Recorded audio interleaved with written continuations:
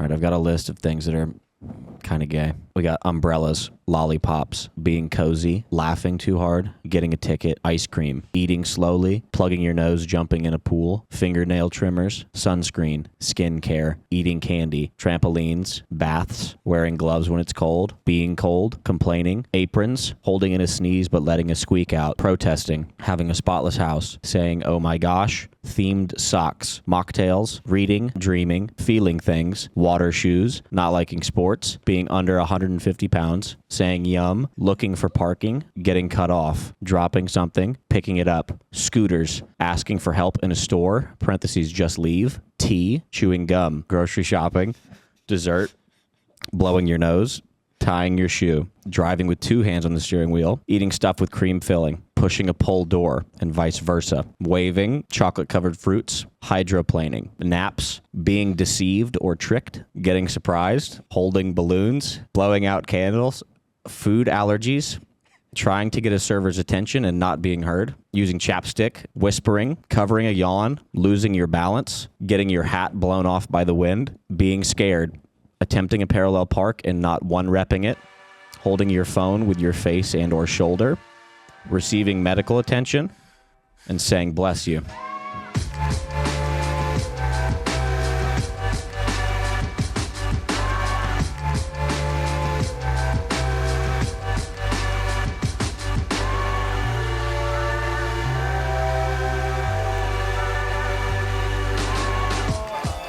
Welcome back to another episode of Around the Bar. Today we have got our third ever double episode with my man Daltoosh. Now Toosh is a streamer and a content creator in the gaming space and the golf space and of course here at OpTic. Last time he was on the show, we had a bunch of drinks. He has since become sober and we invited him back on the show to kind of talk about everything that's happened. His life is basically 180 since the last time he was on the show, so we get to dive deep into that. If you guys do enjoy these talks, please go check out the Patreon. Over on the Patreon we have ad-free, it's extended cuts that are out a day early of Around the Bar, and all of the support that goes into the Patreon goes back directly into the show so that we can have more conversations with some really cool people. Thank you guys so much for watching, and please enjoy this episode with Daltoosh. Toosh is on the fucking team. Do you like the meme? It's getting to a point. It's getting to a point where you do like it or you don't like it anymore. What do you think? I don't know. It could go either way. It's getting to, I mean, it's great. You created it. I will set the record by saying that it's great. It is great. It's funny. It's getting to a point where I'm like, all right. All right. I think once a couple creators latch onto it, then it's like, now people are going to run with it. Yeah, it's getting to the point where I'm like, yeah. Especially Seth. Seth loves it. So anytime your name, but Seth has little like ticks when it comes to people. Like when he sees me, he goes, Davis, Shavis. He's called me Shavis because I was shaving once when we lived together. Nice. Very clever. 17. Very clever of him. And he's called me Shavis for 9 years now. He's got to do it. Yeah. When he sees you, he's like, that's Tooch. He's on the team. Yeah, I think everyone says it. All the guys on the COD team don't know what else to say to me. I think they have nothing else to say to me. Yeah. How are you? Hello. What's up? I don't think they have those skills. How's it going? That's true. Kyler does. He's a sweet boy. But yeah, it's pretty much a drive-by on the team. I'm like, yeah, fucking woo. I'm like, yeah, dude. I get. Yep. Yeah. See you next fucking month. Like, cool. Bye. But you created it. I did. Well, yeah. Where did that come? I can't even remember where it came from. It came from 2 years ago when we won champs. Don't know what game it was, but I was certainly happy enough to celebrate. I got pretty inebriated that night, and I had a little black, like laminated. It wasn't paper. It was stronger than paper, but it said my name in OpTic. So it was the lanyard thing. Yeah, okay. Yeah. So I was like pretty blacked out at the time, and I just kept like anyone who tried to look at me or talk to me, I'd like make them wait, and it was people I knew. And I'd pull out the thing, and I'd be like, yeah, I'm on the team, and I just did that all night, and that stuck. So here we are, 2.5 years later. Just talking 2 years about later. it. Yeah. So I did it to myself. It's a good bit though. It is a good bit. It is a good bit. I have a lot of fun with it, so I'm sorry that it's losing its steam a little bit for you. It's still fun. It's still fun, but there's a little bit. It's like, all right. Dude, I was watching a little bit of our first episode. Not many double episodes. I think this is only the third one ever. I'll take it. And I was watching a little bit of our first one. A lot has changed, just Certainly. for both of us. Certainly. And so yeah, how's life going? Whew. Because life's good. Life's Yeah? good. I'm on a break from streaming right now. And yeah, I think it doesn't feel like a break the more I'm breaking. it feels like permanent. Kinda. I won't say anything's permanent in regards to streaming because obviously I could hop on whenever and just like do it. Right. So I'm not gonna just hard say that I'm never streaming ever again, but it certainly feels like I'm doing the right thing by taking this break because it just doesn't feel like it's the right thing for me anymore. Streaming, it just feels so off. I hate it. It's like I fell off completely. It makes me feel like a loser. There's a lot of negatives, and there's this very real internal feeling that I have tied in with streaming that I just hate. So it feels like it might be. I think you have a lot of negative self-talk. Oh yeah, and we probably covered that in the last episode too. I don't think so. You don't think so? No, we were talking about like Florida State. That's sick. I was drunk. Yeah. Oh yeah. I wasn't talking about my feelings back then. No. I think you were masking them a little bit. Ooh. Ooh yeah. I think it was like episode 3 or something. It was definitely within the first 10 episodes because we still had a sponsor. And I remember at one point I was so concerned. You looked at the sponsor logo, and I hadn't had anyone. I'd only had like, I don't even know who I had on at that point, but no one really like pushing the bounds of comedy, I guess. It was mostly people just talking about YouTube and shit. And you were like, that sponsor logo kind of looks like a clitoris. And I was like, What was it? We cut that out. Did we? Yes. What was it? like, I don't remember. It was a center logo. It was like a CBD sponsor. I'll have to go back and watch that. And we cut it.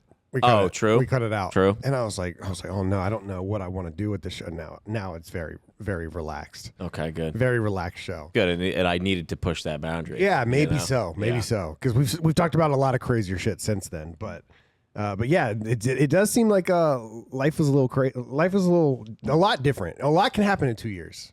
Oh, I'll tell you what now. My God, man, for real. Holy Christ. It is wild, huh? Does it ever hit you? Or is it? I think it day hits by me. day? It hits me every day, Yeah. but it also doesn't. If that makes any sense. Like I think about like what the fuck is going on every day.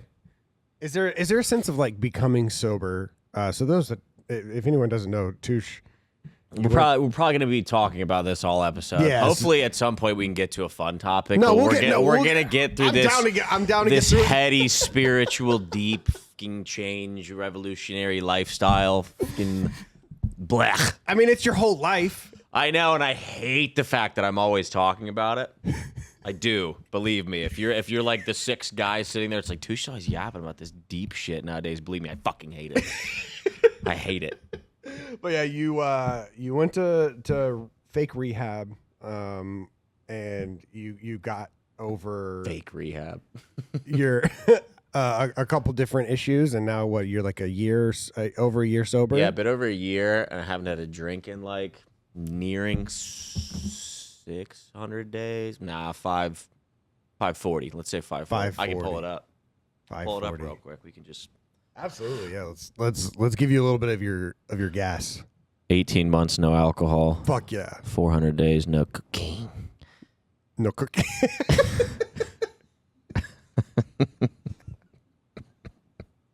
Where's the? You can't even say it. Where's the fucking big number? 558 days, no drinkies. Okay. Yeah.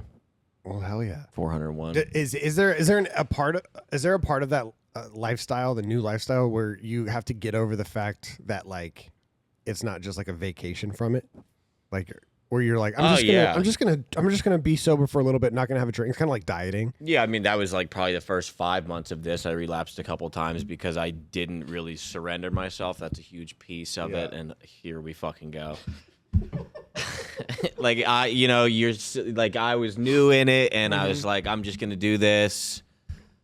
And I'll be fine. I'll have control of it. I'll be able to control it. Like I'll be able to take breaks, and then like the powerlessness comes in really quick once you like try to get back into it, you're like, wow, I have no ability to stop once I start. Right. And like I clearly have an issue. Yeah. And there, I would say up until about like 4 months ago, I was kind of like, the more you entertain the thoughts of like, when will I drink next, or is this a forever thing, or, you know, will I be able to be normal ever again? The more you entertain those thoughts, the more power you give them. And it just kind of makes your life more difficult.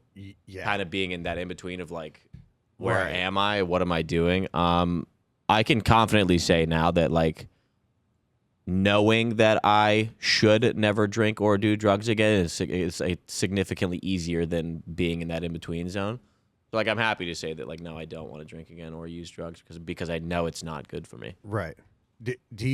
Were you able to use that like mindset that you had with like alcohol and drugs into like positive things? Because I know you went crazy with running last year, and I didn't know if that was like also an addiction, or you're just like addicted to running, or like can you use that addictive personality for good things? Yeah, you certainly can. I think it was like a lot of people would DM me when I started posting stuff and talking about stuff, and they would kind of shoot me their personal issues, and they're like, "How do you do it?" And the simplest way I can put it is when your life hits like the lowest point that it's ever been since you've been alive. It's really easy to build off that when you fucking go from when you're starting on the ground. Yeah, it's really easy to go up. So I had the ammo, and I knew what I needed to do. I had to make changes. So I really leaned into, you know, the physical side of it, the nutrition side of it, the health and wellness side of it. So yeah, I definitely can use it for good, but it's an issue. I mean, like I've been playing a lot of disc golf recently. Yeah. And I'm like fucking fully, like I'm a psycho, dude. I cannot just do anything normally. Like my labrum is like partially torn because of how much I've been playing. And it's like, dude, you're a fucking weirdo. Playing disc golf, just grinding disc golf. Yeah, because I'm not working right now. So That's true. So I'm actually unemployed right now, playing a lot of disc golf. I've just been getting outside. It's been beautiful out. Yeah, it's shitty this week, which I'm pretty bummed about. Wait, I've been basically colder? It's rain. It's a lot of rain this week. Okay. The thing is, if I keep moving, the thoughts can't hit me. You know what I'm saying? Type shit. As long as I'm active and moving and outside, bro, good luck making me sad. Yeah. Okay. Good luck making me sad. So as soon as I get home and sit still, it's like, that's so Raven, dude. Fucking, here they come. Here they come. You have to fight them off like Jon Snow. Wait, did you ever watch Game of Thrones? No, but I know the GIF. You know the GIF. I know the GIF. Same GIF. Yeah. Yeah, I've been really active. It's been great. It's been really fun. I enjoy getting outside.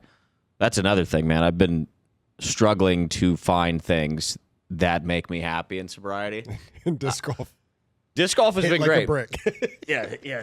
Disc golf's been great. I don't know if we touched on it on the Flycast, but like, it's hard to go from the dopamine levels that I was receiving before in my past life when you tie in streaming, traveling, golf trips, drugs, blacking out all the time, structuring my life to be as fast and as chaotic as possible. Yeah. And when I was home, I was streaming Apex for, on average, I don't know, let's say 11 hours a day, tweaking my face off, getting pissed, getting angry, reading a chat filled with 5,000 to 10,000 viewers, fucking dopamine. Yes. And then I go jack off and watch TikTok for 2 hours, get up, go to Vegas, fucking knock down an 8-ball, play 3 rounds of golf in 2 days, blackout every day, gamble, come back, stream for 5 days, go to fucking Palm Springs, do it again. Then come back. For 2.5 years, bro, my brain is goo. It's goo town. So to come back to the original point, I've been really struggling with how little fun I get to have. Yes. You know what I'm saying? So I was kind of wondering, like, when I talk to people that are straight edge, it's like my brain doesn't like. Straight edge means they don't have issues. They just don't drink or smoke or do anything. Yeah. Yeah. Or are you referring to me as straight edge? No, I'm not referring to you, because I think you still vape and stuff, right? I sure do. I think straight edge is no nicotine, no alcohol, no drugs. Some people even go no caffeine. Like, I think I was talking like Kason is fully straight edge, no caffeine either. Is that a religious thing? I don't. I don't think so. I didn't ask him. I don't think it's a religious thing because he said he used to party a lot. Okay. But now I think it's like a health thing. All right, sure. But it's like I don't know if it's fucked up of me. My brain doesn't register. Doesn't think like I can't comprehend how you could do that. I don't know how you function. Yeah. I have to have an Something. outlet. Yeah. Something. And he does. He didn't tell you. He's got one. You think so? 100%. 100%, bro. We'll have to ask him what it is. I'll ask him. What is he, an angel? No. He's a sweet guy. No, that's not what I'm saying. Like everyone needs something. Yeah. I don't know what it is. I mean, it could be a walk for him, which is great. But Yeah. something. So everyone has to have something, or else we're gonna murder someone. I was thinking like things that change your brain chemistry. Right. That's kind of what I was thinking. Yeah, I don't know. Good for him though. Yeah. I can't do that. Were there people where it was everyone that you went to rehab with? All the people in your group, was it all alcohol? No, No. certainly not. I think most have alcohol. Like most of them have alcohol issues, and then it depends what else. Like a lot of guys were everything guys. Like they didn't give a fuck. Just Everything, get me just- anything. Okay, Anything. everything, guys. Yeah, big alcoholics, big like there were a couple like heroin's a big one. That'll sink its teeth into people. Oh my god. Had some heroin people. Great people. I would just say that like Don. They're great people. I had Great people. the heroin people. Great people. Yeah, a lot of white collar golf guys like myself. Right. Cocaine. Okay. Well, yeah, a lot of people I could walk in there and I'd be like, I know what you do. You just knew you could line people up Yeah. and figure it out. Yeah, I mean, you could identify. You could judge a book. Nick by was its telling cover. me there were some people. I think it was it had to have been Nick. Nick was telling me that there was a couple people in his that were in there for like porn. Yeah, I mean, there's That's wild. That's real. To go into rehab for porn, but I can see it. I mean, Yeah. I can see how that could take you down. yeah. Some of you guys listening, Yeah. Yeah. sign up. Write your name down. Yeah, there's addictions for everything. Gambling's a bad one. Gambling's a bad one. Gambling is a bad one. Yeah, gambling will get you, but you still gamble a little bit. What is the last thing I get? No, I don't. Oh, you don't? I don't. You were throwing money on games and stuff like last we talked. But I don't know if you still When do was that? I think you were throwing money on games during the race, right? Or am I thinking of the last race? That was 2 years ago. Oh, okay. Yeah, I did a couple prize pick streams, and then I had some extra funds that they gave me. Oh, okay. And so I did gamble that because it was free. Right. But I haven't gambled since I got sober. Really? I don't think. Yeah, I've cut that out too, which is great. Oh, shit. I have been to a casino though. You went to a casino, didn't drink, didn't smoke, didn't gamble, I didn't did do gamble at the casino. Oh, okay. I haven't been sports gambling rather. But okay. but if I'm in a city with a casino, what the hell? Yeah. You know? it's more of the vibe of the casino. Yeah, it's an event. Yeah. I love me some Vegas, man. Oh yeah, me too. Even though it's stolen a decent amount of cash from me. Can't lie. Oh, it's stolen more than cash from me, my friend. Champs is in Vegas. Champs is in Vegas. So are you going to every event? Last I heard, you're going to like most events. I'm not going to Birmingham. Birmingham. But you're going to Paris? It depends on, the number. The number. Number. Depends on the number. The number is number one. You're number one. Right. I'd like to pay to reflect that in that case. Well, now you're not. I mean, what you can't really negotiate though because you're not streaming. That's You're what not I'm saying. uploading. Yeah, I don't know. I don't know. You don't have a leg to stand on. I don't know. I don't know. I don't know. It would be my agent doing this. I've had these thoughts. I'm like, what do I even say? Like, am I valued? But like, here's my. What am I doing? You're definitely valued. People love the videos that we've been making the last couple of events. But it seems like traveling for this would be fun. I don't know if that was ever something that you thought you would be doing.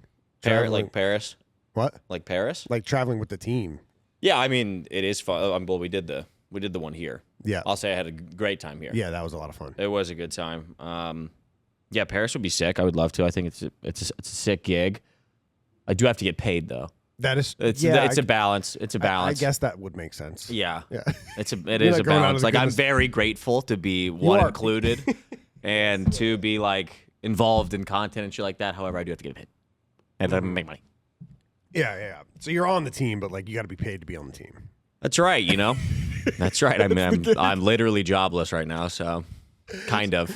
If there's anything I know about the gaming scene and this online internet space is that people love their lip pillows. And unfortunately, a lot of times people cave and get really into the nicotine ones or really into the high caffeine lip pillows. But now we've got something that can give you a little bit of energy without all the downsides of nicotine or caffeine. And of course, we're talking about Ultra. Have you ever woken up in the morning and you felt that need to pop in some nicotine or maybe have a cup of coffee just to function, just to feel like a human being? And do you want to get out of that? We got the perfect solution for you. How many pouches or cups of coffee or energy drinks does it take per day for you to feel human? And how many does it take to get rid of that crash or to have a crash in the first place? Are you tired of crashing from energy drinks? Are you tired of crashing from cups of coffee throughout the day and you want to feel a good way to feel energized without having to rely on nicotine or caffeine? Let's talk about some Ultra pouches. These pouches are completely nicotine and caffeine free. And I know what you're thinking. If they don't have caffeine, if they don't have nicotine in them, what exactly is in them? And that's a great question.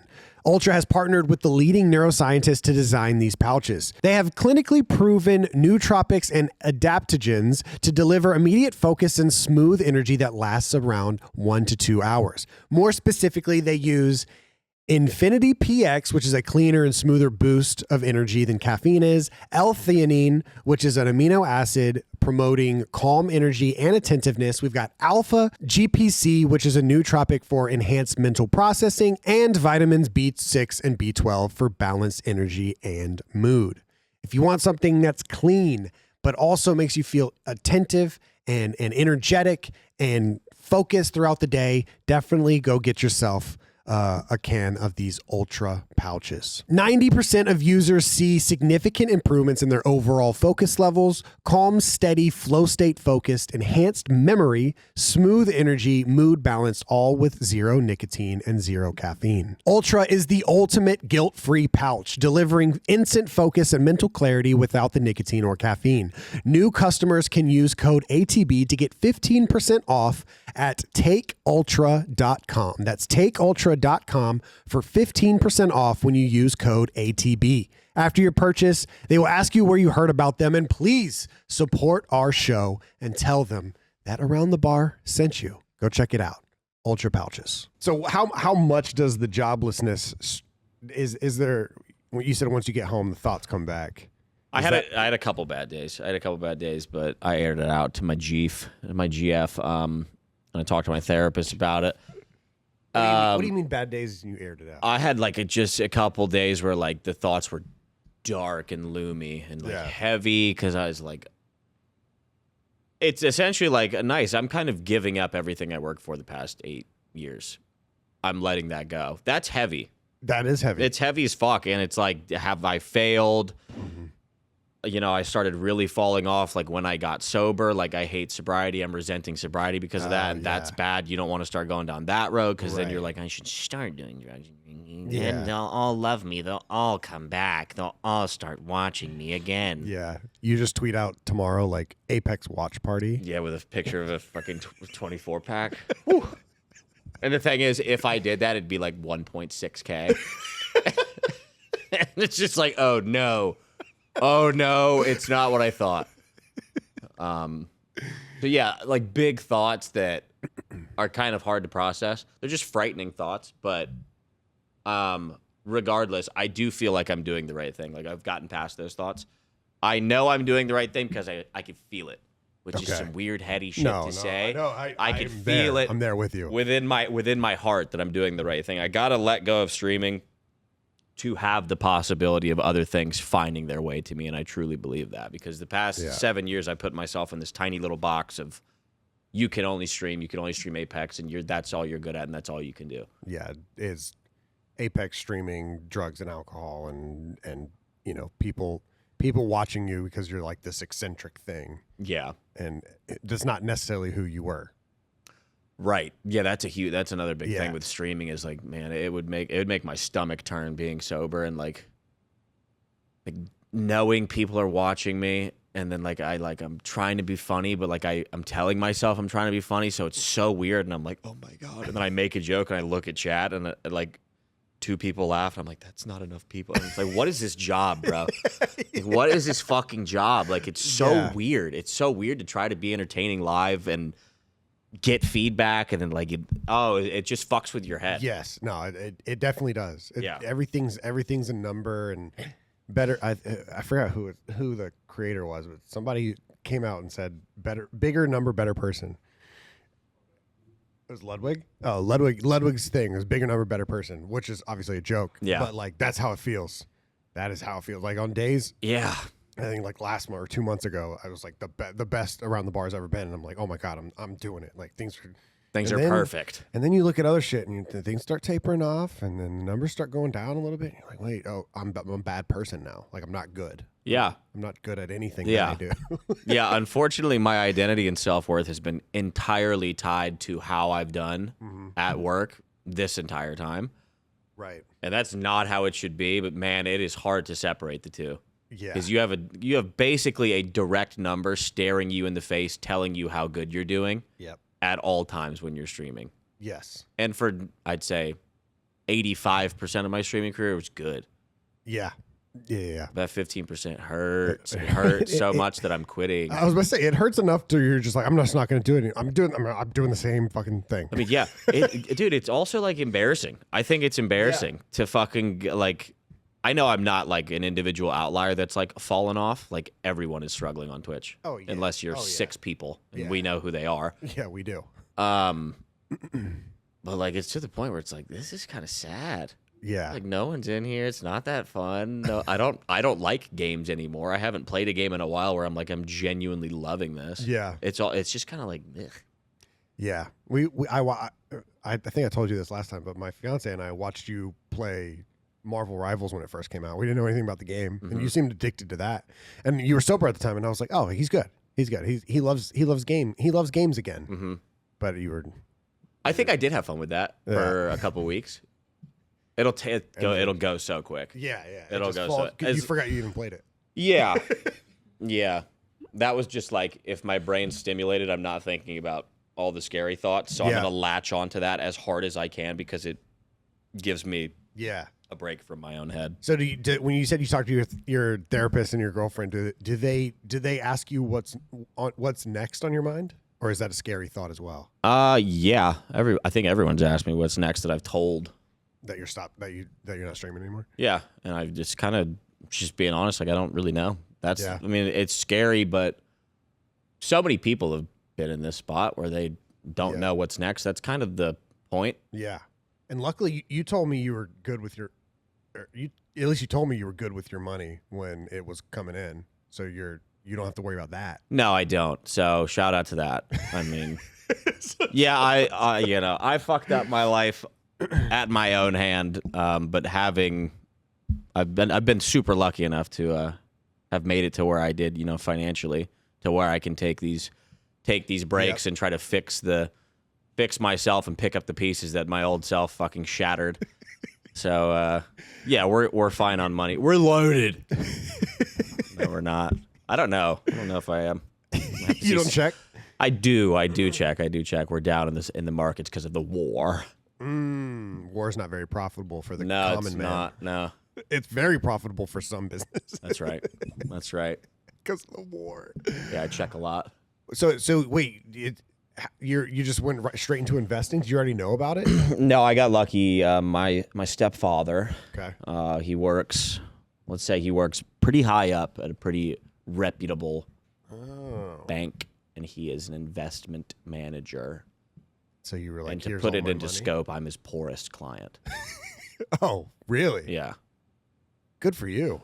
Yeah. So yeah, he knows what the fuck's going on. Okay, dude, that sounds awesome. We'll go through like quarterly breakdowns of like my portfolio, and he'll sit me down for 50 minutes and just spew shit that I don't even know what you're saying. But he goes and he gets in flow state. Does he? And I sit there and I listen because I'm like, he's in flow. This is kind of cool. Yeah.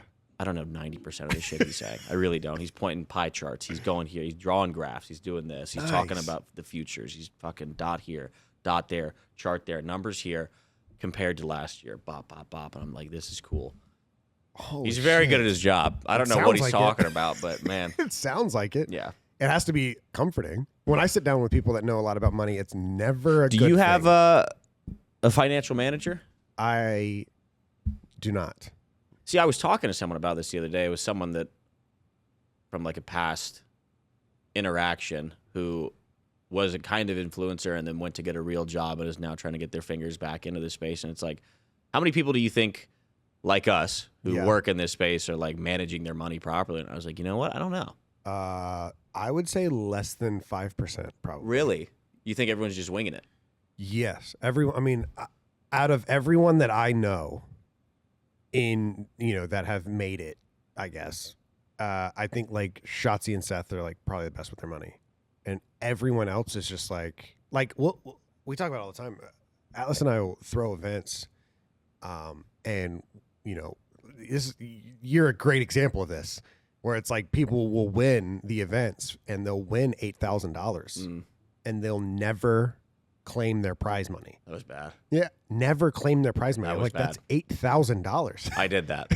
I won 7.5. Yeah. Okay, and never claimed it. It's out there and somewhere. it's just and someone has it. Yeah, it's to the point where like it's been reinvested and given to someone else or spent. It's definitely gone. It's gone.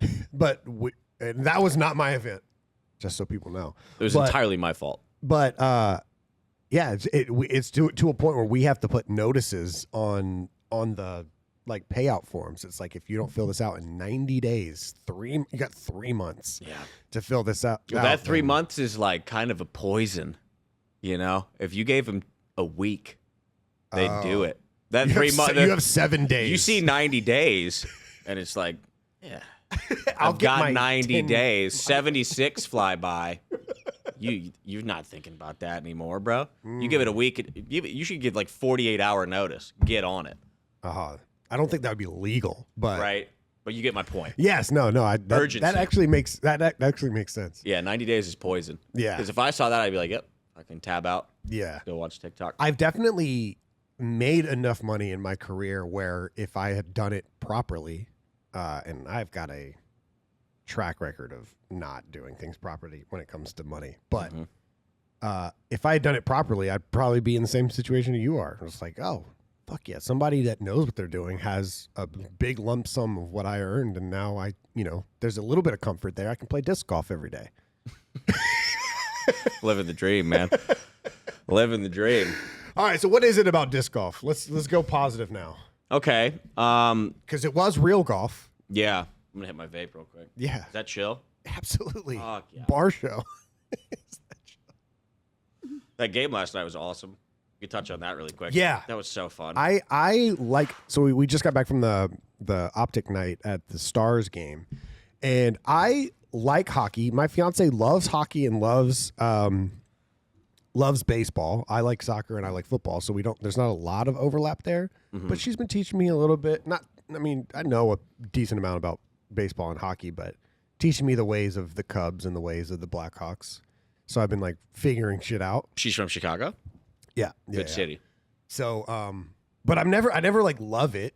I like going to games, but I don't like watching them on TV. Yeah, but totally I've never sat that close. We were like on the glass, and the fucking hockey players, they're moving so fast. Flying, dude. It was so cool. I loved hockey before. Look at that. I loved hockey. I'm like kind of a relatively new fan, probably 3 years deep, and I had never sat on the glass, but I'm like a big Stars guy, and dude, that game elevates at ice level. Oh yeah, they are fucking flying, dude. It's so they're fast. whipping that puck around, dude. It is fucking sick. We had a sick time. Yeah, no, a great. Everything time. went well. In one, I almost said inning again. Holy shit! In one period, in the second period, we're right in front of the goal, and that was scored on. And they celebrated like right in front of us. We're banging on the glass. At one point, there's a puck that falls in Pamaja's lap. Yeah. And then I dropped my phone, and it was under the bleachers, and I couldn't get to it until after the period was over. I mean, and Nick vlogged it all. He was on his phone the whole time. At a point, I was like, "Put your goddamn phone away." No, but he was grinding. He is grinding. He was grinding. Yeah, that was sick. Yeah. Okay, so disc golf. It was golf. Golf, for the golfers listening, We know it's impossible, and it's so fucking frustrating if you let it be frustrating, which most of us do, because it's just the most impossible game on the planet. It doesn't look like, I don't know how to say this. It doesn't look fun. The game itself is so fucking hard. Yeah. Yeah, and you have to be at a certain skill level to enjoy it, unless if you're supplementing that lack of skill that would fill the enjoyment gap with things like 9 beers, Right. perhaps a gram of Coke on the course, music, good friends, sunlight. That's all there. Okay. That's what makes golf fun if you're like really dog shit, shooting like 110 every time, which a lot of people do, and that's tight. Right. But then when you try to take it, like the more serious you take golf and the better you try to get, the more frustrating it gets, and the less you like the golf kind of loses itself on you. You forget about that you're outside, you're hanging out with your boys. Right. You can talk to people instead of just being pissed about the score you made. You're allowed to laugh actually and smile. I'm talking to myself right now. Yeah, it sounds like it. You're allowed to laugh. You're allowed to smile. You're actually allowed to have fun out there. You can appreciate the architecture of the course. You can appreciate the environment that you're in. You know, you bogey 2 in a row. All that goes out the- You double bogey 3. Well, 4, you're like, I should kill myself tonight. I should end my life tonight because no one cares about what I do or what I say. And then you have 13 more holes with that. And I don't come back from that, bro. That's how golf goes. So disc golf's great because there's a lot of perks. I mean, golf is very expensive. It's about 4 to 5 hours to play around.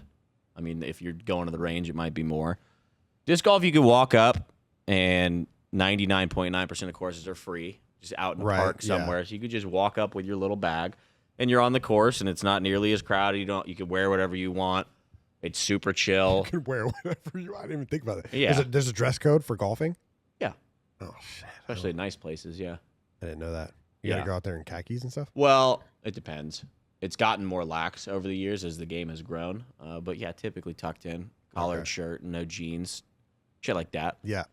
Yeah, you can wear whatever you want. The discs are tied. I don't want to get too into the 7 disc golfers that are going to be listening to this are like, fuck yeah.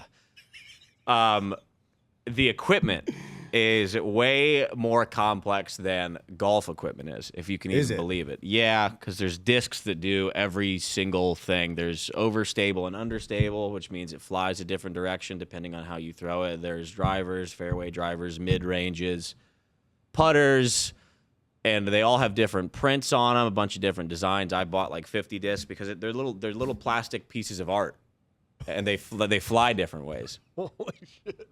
So you have 50 different, so you have like a whole bag. So your golf bag, do. you have your golf bag and your disc golf bag? I have a little satchel and I have a rack in my garage with like 30 discs on it. Holy shit. Because they're little pieces of art. They're fucking awesome. They're really fun, and just learning about what they all do. They have 4 different numbers on each disc, and the numbers determine what the disc does. Okay. First one is speed. So the higher the number, up to like 13 or 14 is going to be like that requires a lot of arm speed. But you got to throw it fast to make the disc do what it's supposed to do.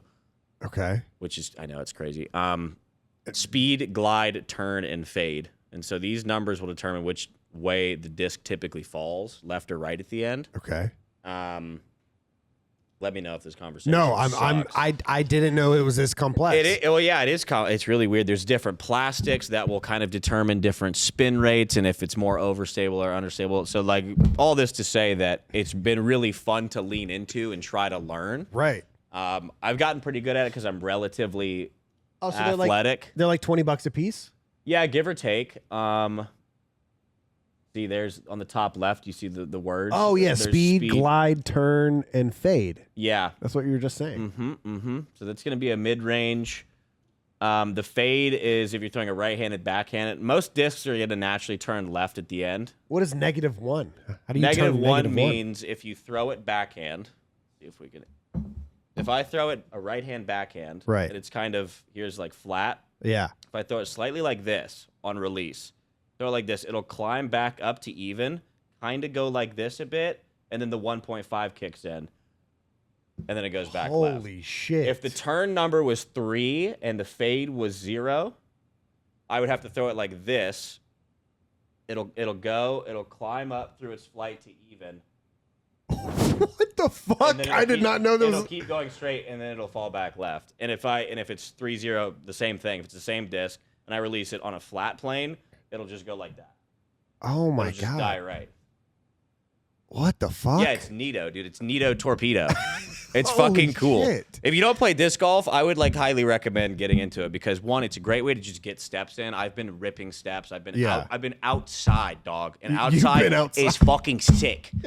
If there's one thing I'm stoked on in this life, and there's not many, it's being outside, competing. Sun. Yeah. Oh, competing and being outside. Yeah.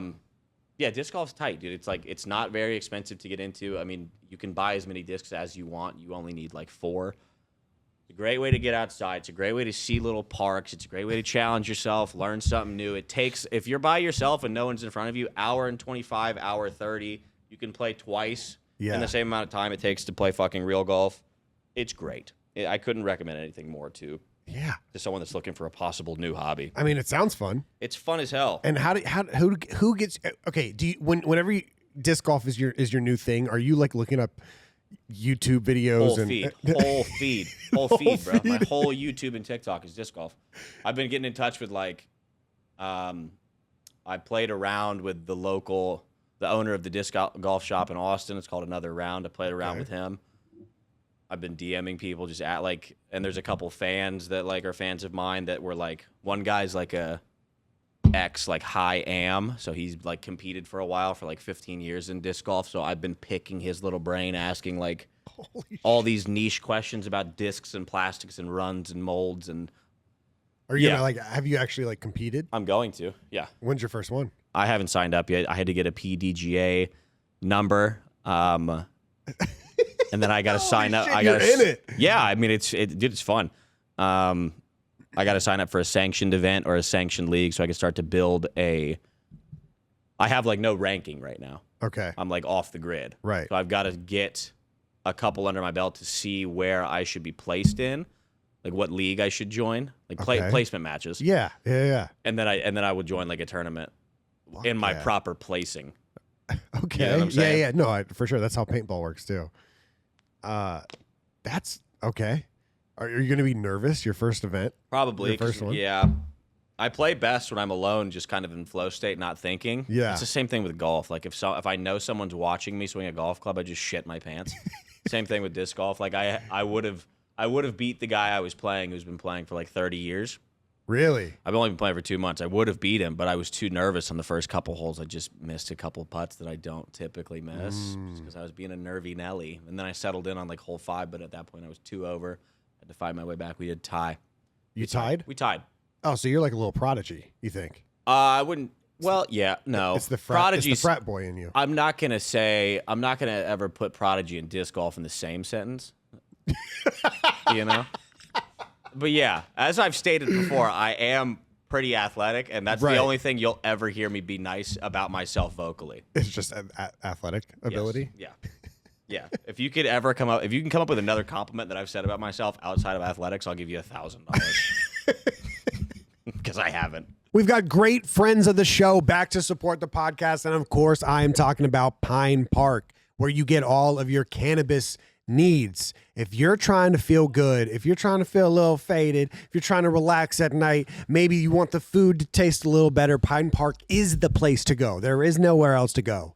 Kick your dealer off to the curb. Don't worry about all these other dispensaries. Go straight to Pine Park because it delivers straight to your door. All 50 states, even Alaska, can get some Pine Park. All you have to do is go to pinepark.shop and use code ATB for 15% off. Now I'm talking the best products. We've got flour. We've got, I believe this is wax. This is a little bit above my pay grade, but I know there's my experience level. But I know some of you guys out there are real hardcore smokers. And then of course we've got THC infused soda. I know they have cold brews as well, which terrifies me a little bit, but I'll take a sip every once in a while. Don't you worry. We've got pre-rolls, and of course, they've got new products that are always dropping.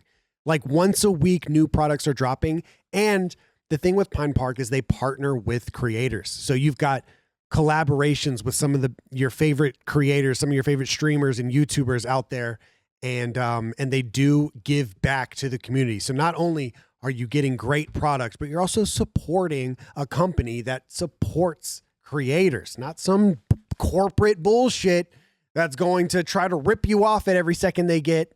No, we're talking about family ties. We're talking about a family grown business that giving back to the family, not blood family, but our family. Go to pinepark.shop and use code ATB15 to get 15% off your first order. If you know, you know, and if you don't, we can fix that. Go to pinepark.shop and use code ATB15 to get 15% off some Pine Park products. Go. All right, back to the podcast. But yeah, I'm pretty athletic, so I have a grasp on how my body works and how to throw shit.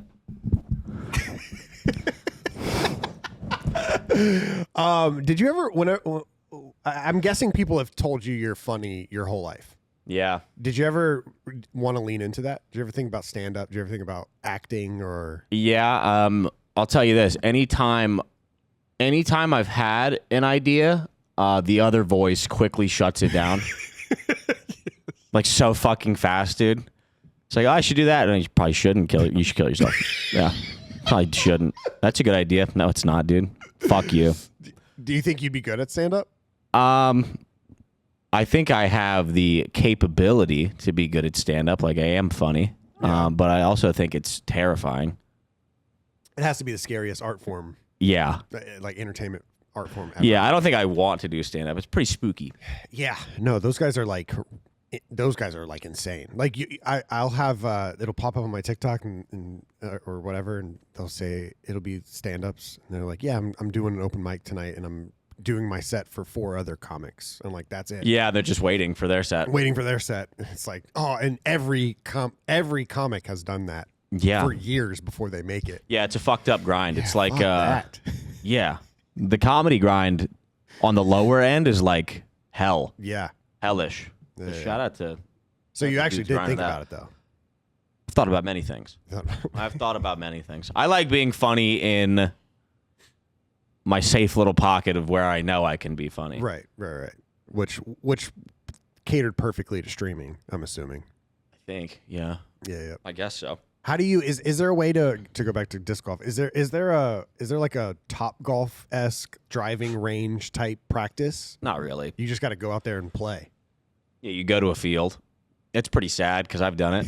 Here's the thing about you just go to a field and throw a bunch of them. Well, yeah, and then what do you do after you throw them? You have to be a dog. You got to go walk and pick them up and then walk back. It's not like golf where you have a bucket, you hit it, and you reload. You got to go back and get it. Yeah. There are sims. I have seen disc golf sims. Like the big screens? Yeah, like at home sims where you'll like be in a people will throw it into a net and they'll have it on their laptop and they'll see the flight path. I won't be doing that. I won't be doing that. No way. No way, no how. Damn.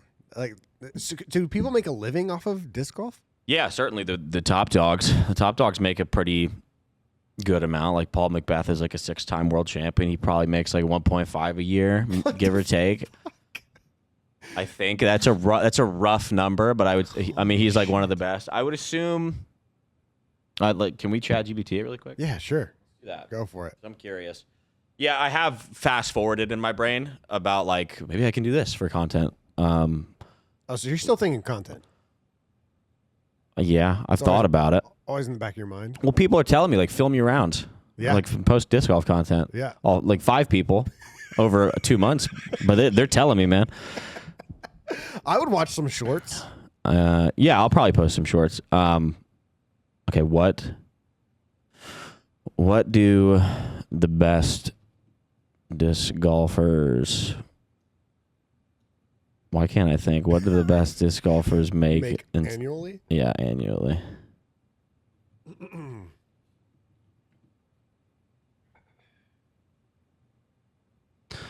Top tier professional disc golfers typically earn between $100K and over $200K annually, combining tournament winnings and sponsorship deals, while elite consistent performers can secure $50,000 to $150,000 in prize money alone. Top stars like Paul McBeth have signed contracts worth up to $1 million per year. Yeah, 100 to 300, some outliers being $500K a year. for fucking disc golf. I mean, yeah, you can make a living. You have to be. It's not like. You got to be the best. You got to be the best, or like content driven. And it's totally fair. It's totally fair money. Like disc golfers aren't going to make a ridiculous amount of money. I feel like we know that. I feel like that is a ridiculous amount of money for disc golfers. No offense, right? Disc That's golfers. fair. I guess that's a Like fair $1.5 take as well. million a year. Well, that's the GOAT, dude. That's true. That's Michael Jordan, bro. That's true. Yeah. Like what? I wonder what people like. Whenever I watch the Olympics, I wonder what people that are curling like. How the fuck do you get into curling? Right. I think about that too. I don't know. I think they just practice after work. They have to, right? And then they just go to the Olympics. And like the really niche winter ones, like the sled ones. like the bobsled ones. Yeah. Whatever those are. Where they're in the luge and they're running it with one hand and they get in. It's like, are you practicing that every day? Like, what do you do for work as well? Exactly. It has to be. And are the coaches making money too? What are they doing? I don't know. I don't know how any of that works. Yeah. I know that they get paid bonuses for medals in the Olympics. So maybe they just, I mean, how much is a bonus at the Olympics? It depends on the country. But they do make a good chunk of change if they medal. But that's once every 4. Right.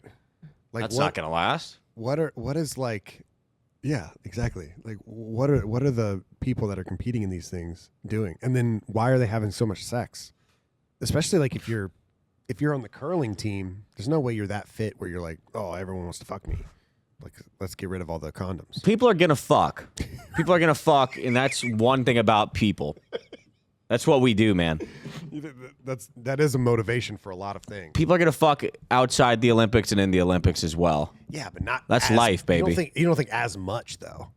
I don't know how much of it's truth, if I'm being honest. I think all of it. I mean, because I heard the rumor. When did we start hearing the rumor about the Olympics? Like a while ago. 10 years ago or something like that? Well, it's probably the, generally speaking, the fittest, most well-tuned young people. Yeah. And kind of in the same light, attractive people all huddled up in one area, and they're all competing for their country. They're all elated to be there. They're all in great spirits. They're excited to meet people from different places with different accents who look different. Everyone's excited. Everyone's horny. You think everyone's horny? Everyone's horny because you're supposed to be horny when you're healthy. That's just how things work. Yeah. Yeah. I guess you're right. Yeah. So I was always told by my soccer coach in high school that you're not, the day of game days, the day before game days, you're not supposed to ejaculate. I heard that too, I think, at some point. Rio 2016's record-breaking haul, 42 condoms per athlete. The number of condoms provided to athletes suggests that the Olympic Village's reputation is as a hotbed of. So 2016 is probably the first time I heard it, and now I hear it every Olympics. They keep upping the numbers. I feel like Durex or Trojan or somebody is like involved in that. They're like, this is a good marketing campaign for us. We just give them all, and then we'll say all the 15,000 condoms we gave, they're all gone. And they're all using them. Yeah, there's no way. And they're all putting them on and using them. Okay, now I know you're lying. I wonder if somebody's gotten pregnant. No one's dogging. No one's going raw Jeezy. Yeah, right. They all, but it is a shit ton of people that are obsessed with their bodies. So maybe that's true. Yeah, no, I like, to the original point, it all makes sense. They're fucking. They're fucking hard and long. I got to talk to somebody from the Olympics. Somebody that competed in the Olympics. Like, is it as crazy as they say? We can probably get someone. You think so? We got to ask some fucking curler from Wisconsin. Yeah, exactly. Some 26-year-old from Wisconsin that looks like us.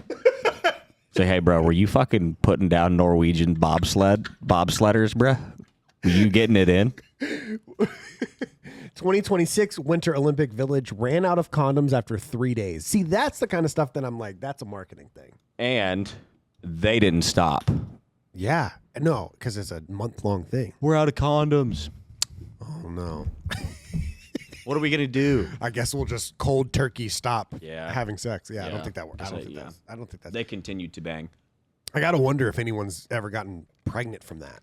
I mean, I'm sure someone has. But like someone from England had a one-night stand with someone from Croatia, and now all of a sudden, like that's Olympic baby. An Olympic baby that's a very long distance. If there's going to be accidental pregnancies anywhere in the world, that we should encourage it there.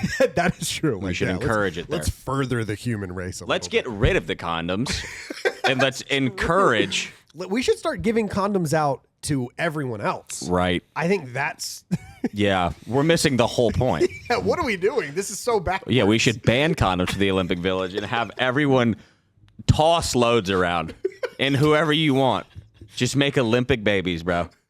If we're going to get to Mars and we're going to continue the human race, we need more of them. It's going to be those type of people. Yeah. We need scientists to bang each other and we need athletes to bang each other. And the rest of us, no. Strap up. Yeah. I mean, you can bang, but Strap up. Don't procreate.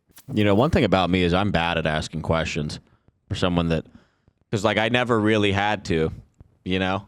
I've noticed like if I am like kind of meeting someone on the golf course, let's say. Okay.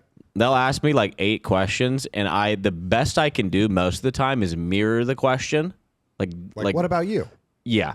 Okay. And it wears on me, bro, because I'm like, damn, I suck at talking, and also I'm not really interested. That's the thing. I know, and I'm like, do I suck? Am I like, I'm just not a good conversationalist? Like, I don't know what it is, but I'm just bad at asking questions. I'm bad. I'm not bad at talking to people, but I get very overwhelmed very quickly. It seems like you're someone that likes being in it. Like when we're at the bar, or when we're at the bar doing the content shoot the other day, you were talking to everybody, and you're like, blah blah blah blah. And like I would clam up, and I'd be like, "I'm just gonna set up the next game." I think there's a flow. Yeah, there's a flow state that I can get into. Mm-hmm. Typically, I won't. Right. Typically, I won't get into that. I just don't care enough. Because it all comes back to I'm sober. I'm too sober to do this. So many layers of thought behind everything I do nowadays, bro. It's so annoying. It's so exhausting. Yeah, you do wear your heart on your sleeve, though. Like you're not scared to talk about it. I don't know if you're not scared to talk about it, or you just have to. You have to get it out somewhere. I'm not. Well, I was scared for 2 decades. Oh, okay. So you masked it. Yeah. Okay, that makes sense. Yeah, no, it's good to talk about it. We're also on a podcast where we're supposed to talk, so I don't have any issues talking about shit. It's good. It's heavily encouraged to talk about everything. Okay. The more you keep secrets and hold shit in, the more you deviate back to the negative old ways. Yeah. Yeah, you would tweet something or put something on your Instagram story, and I'd be like, I gotta check in on him. Gotta make sure he's doing all right. I'm like, you doing all right? And you're like, no, yeah, but no, but yeah. And I'm like, all right. Just a quick moment. Just a tantrum, probably. Just another Touche tantrum. So, one other thing, it's again not a fun topic, but we'll have to figure out some fun topics.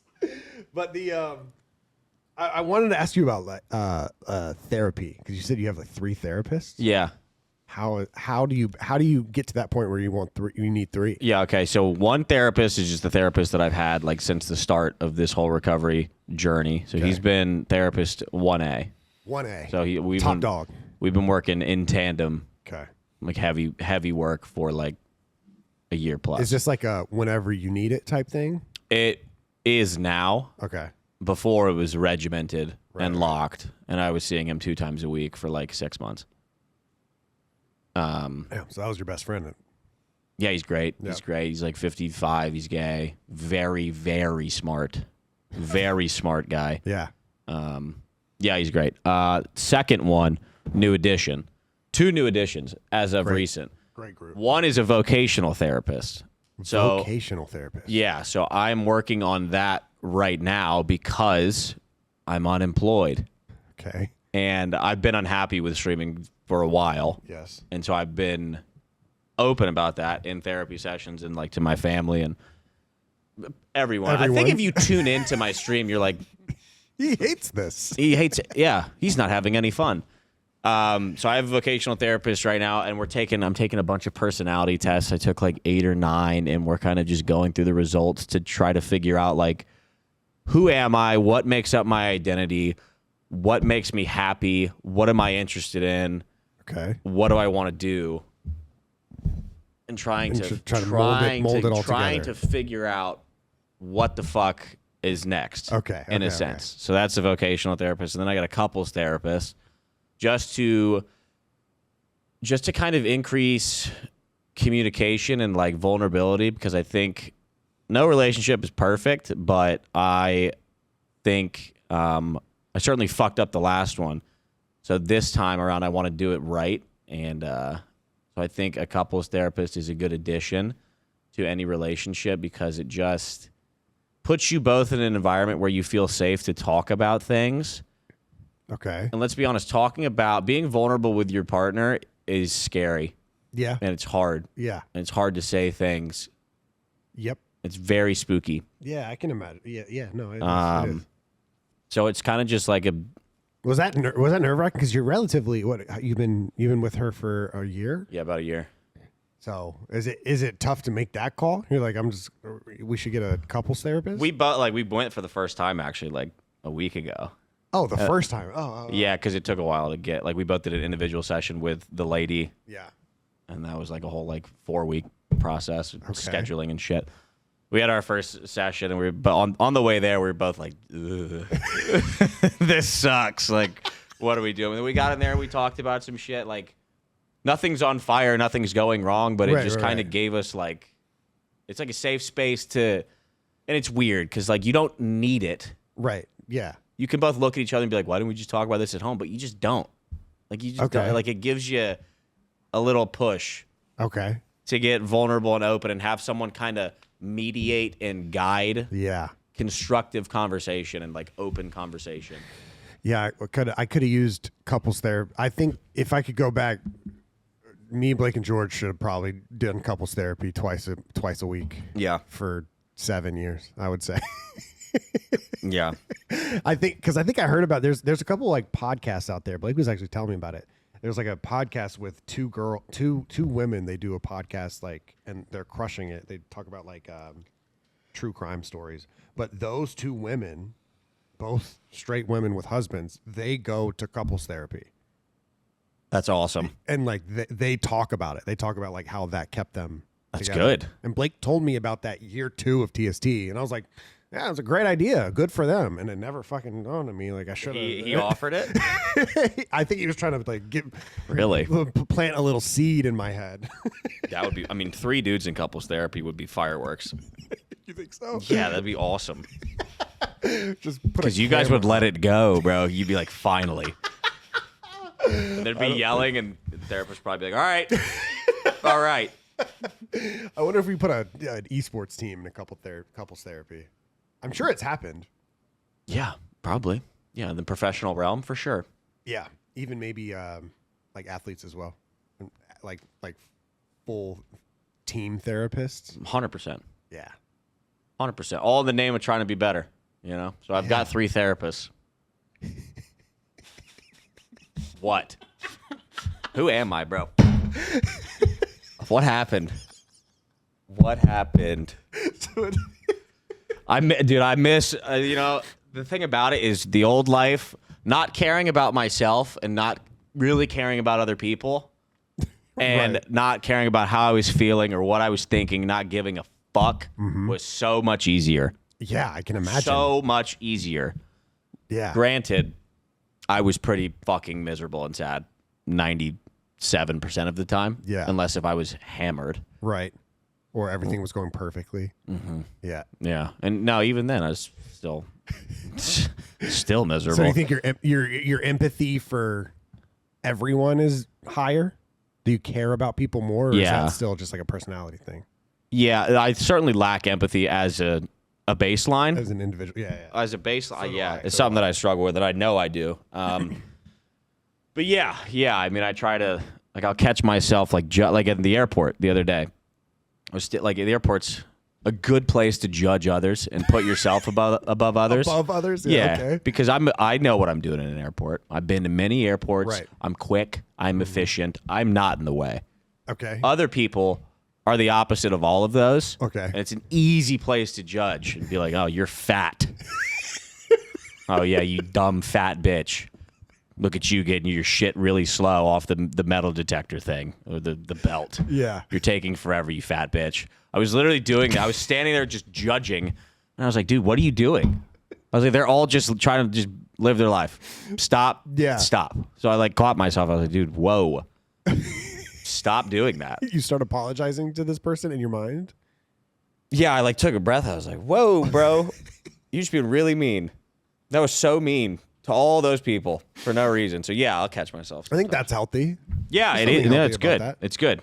It's good. It was easier and more fun to be like, dumb bitch. Move.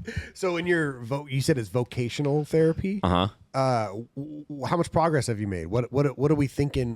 Do you have like a top 5 things where you might go? We're like halfway into the meat of the personality traits. Okay. Yeah. So you don't even know. Yeah, we're You still could be a scientist. You could be a disc golf champion. Yeah, we're still in purgatory kind of. I think what I know or what I feel is that I'm going to have to do something, like this is big in the recovery scene. I'm going to have to do something with my career that I know that I'm helping other people, whether it's kids, like, you know, Okay. something to where I'm putting others before myself. Okay. Something fulfilling in So do you think that realm. Do you think it'll be still in the entertainment realm? And that's the other part of it is like, dude, I know. This shit, dude, it's nonstop. It's nonstop. The other part of it is like my job is so easy. Right. Generally speaking, it's so fucking easy. Streaming is the easiest job in the world. Yeah. I'm essentially giving it up. I'm letting go. But the other thing is I know I'm good at it. I know I'm good at being in this space. I know I'm valued in this space. So it's scary to let that go. I do want to continue to make content because I don't enjoy streaming really at all. I think that's because the games are tied to it. I don't like the games, but I do enjoy being like an entertainer. Like when I was at the major, like I love those 4 days. It was so much fun. And like I enjoy every video I make here. I enjoy being on camera, making videos, being entertaining, you know, talking to fans, shit like that. Yeah. I like that. I have no issues with that. The streaming part is the weird thing that I don't like. Okay. So if I can remain in the entertainment industry, I want to, that'd be great. But if I don't, it would be what I referred to earlier about trying to be of service. Like helping people? Do you Do you want to be a teacher? Is that what you're saying? PE teacher? You know, yeah, I mean, I don't know what the fuck I'm going to do, but Did you like being on the Barstool thing? The golf thing? The golf thing, yeah. Was it a Barstool thing? Yeah, it was. Okay. Barstool and Bob Does Sports. Yeah, I did. I mean, it was certainly a very cool experience and a lot of big dogs there. Yeah. A lot of big dogs. And I was like, why the fuck am I here? Like, I don't really post golf content anymore. But it was intimidating. It was scary. That was never a sign for you to be like, oh, maybe I should post more golf content. Maybe I should go deeper into golf. I thought about it, but the thing about that is it's just so expensive to try to compete at the rate that the top dogs are putting out content at and where they're putting out content and who they're putting out content with. Okay. And they're also pretty much everyone, like, you got Bob Does Sports, that's 3 dudes who are making videos with pros every other week and collabing. If they're not making a video with a pro, they're either getting hammered, doing a challenge, or making content with another top group like Grant or the Bryan brothers or something like that. So it's very monopolized at the top of the golf market. There is space to make money and exist, but I don't want to like grind for that. Yeah, I don't want to grind for that. It's too expensive. But yeah, I'm going back to the Internet Invitational. Oh, okay. I got invited back. That's probably a little bit of an early release, but there's no rules against it. They didn't tell me not to. I did get invited back, and I put so much pressure on myself the first time to try to be good at golf, and I like tried to change my swing before I went because my swing was ugly, and I didn't want people to judge me and make fun of me in the comments because my swing sucks. So I tried to change my swing, which is you don't do that in golf in 2 months. Right. That takes 5 years. Okay. So I played bad golf. Actually, no, I played okay golf, but it turns out that it doesn't matter what golf I played as long as I was myself and funny. That's something I learned. That is not just golf. That's everything in entertainment. Right. It's literally fucking everything. That's like the biggest issue with streaming. It's like people be like, yeah, you just got to get on and be the best. Yeah, no. It's like, no, I don't think so. The people are there for you, man. Yeah, they are there for you. They're there for you, man. Well, that's dope. So you should host the Internet Disc Golf Invitational. Ooh, no. The thing about disc golf is fun. I'm gonna take it for what it is. I know it's ceiling for me. Okay. You know? Okay. Yeah. You're not gonna dive deep into that. No, I like playing it a lot right now, and I'm gonna take it for what it's worth. That's it. Okay. I'm not gonna try to make it my new career. So if you whatever your new thing is, are you gonna have to get rid of that like number mentality where it's like if you do something that has no numbers involved, it's not in the entertainment industry. I mean, you're asking questions. I don't know the fucking You don't know the answer answer to. to. I don't know that's the thing. I don't know anything right now. I am floating. It sounds fun. Yeah, I'm floating. I've turned my brain off. Like I had a few bad days in a row that I talked about earlier where like if I want to sit down and think about it, it's terrifying. So don't. So just don't, bro. Okay. Just, just let it go. Yeah. Like something will it'll all work out is where I'm at. And I never thought I'd say that. Yeah. But I feel like it'll all work out. I feel good knowing that I'm doing the right thing and stepping back from streaming. Okay. Good. It's a real feeling. What do I'm you not mean? just saying. You're not speaking it into existence. Yeah. It's already in existence. Yeah, like it's real. Okay. I Good. can feel it. Yeah, you're good. Yeah. Are you still running, or was that also just like a time? I don't know what happened there. What do you mean? I don't know what happened with that running shit. Yeah, I don't know either. I ran a marathon. I ran the New York City Marathon. Isn't that fucking weird? Yeah. I started running to run away from From your problems. my brain. You Yeah. you were at a crazy pace at some points. Yeah, my half marathon pace was really good. The marathon did not go well pace wise. Really? No. Did you beat everybody that you went with? No. Jackson Dahl, Okay, yeah. he crushed. Okay. And then the other guy, like Leon, the trainer, also crushed. But they're marathon runners, right? I think it might have been Jackson's first one. He did great. I mean, he did like 340, sub fours. He did like 330, 340. Mine was 445. I got injured during training, and I checked out of it mentally and with my heart probably like a month or 2 months before the race. So I didn't run for a month before the race. My fueling was off. I cramped for 26 minus 14. I cramped for 12 miles straight. My legs were fully locked up, cramping for 12 miles straight. And every quarter mile or half mile, I had to like go to the side and unlock my hamstrings and straighten them out. What does that mean? Unlock your hamstrings? Like When your hamstrings cramp, your fucking leg Yeah, closes. yeah. So you're like- So I had to go fucking unlock them. And my Jesus. calves were cramped the whole 12 miles. My calves were bricks. It felt like a chimp was squeezing them. Quads also the same thing. So those were fully cramped for 12 miles. Isn't that mostly nutrition? It was mostly electrolytes. I didn't bring a water bottle, and I thought like they have stations every mile and a half or something on the circuit. I thought those would be enough. Holy fuck. No, they were not. So yeah, cramping for 12 miles. I mean, That sounds terrible. it was crazy. Sounds fucking awful. Dude, when I would cramp once on one of my long runs, that'd be it for the run. So you never you didn't get to fully embrace the beauty of New York City as you're running it. It felt like Saving Private Ryan. You were in war. Yeah, dude, I remember looking up ringing. Legs are fucking in a state of pain they've never been in. And all I see is just like 1,000 runners ahead of me. Cowbells, Right. screaming, signs, fucking dancing, music. And I'm just in this fucking, all I could see is this. And I could just hear everything else around me, dude. It was the only reason I didn't quit is because of the energy of the fans out there. It was nuts. But yeah, the marathon didn't go well, but it did because I finished it, and who cares? Yeah, but you didn't have that like addicting feeling afterwards where you're like, I'm gonna do it again. Some people have that. I will do it again. I haven't ran since, to answer your original question. I have not ran since because I've been trying to put on more muscle. Oh, okay. Which I think I have a little bit, but I haven't ran since. I shifted gears, but I think we're probably going to do that same thing with Cole and that charity. Oh, okay. And if I have the ability to get invited again to the New York City Marathon, New York City Marathon, yeah. who am I to say no?